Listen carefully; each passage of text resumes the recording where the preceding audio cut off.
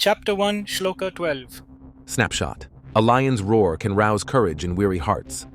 Sanskrit. Tasya sañjanayan harṣaṁ kuru-vṛddhaḥ pitāmahaḥ Siṁhanādaṁ vinadyocchaiḥ śaṅkhaṁ dadhmau pratāpavān ekṣvi.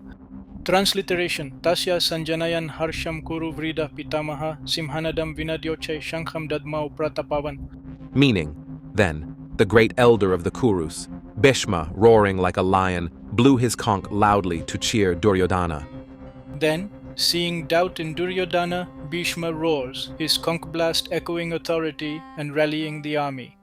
Now, in our lives too, one strong voice of a mentor, leader, or parent can turn hesitation into courage. Takeaway. Words have power to ignite spirits. Use your voice not to dominate, but to inspire.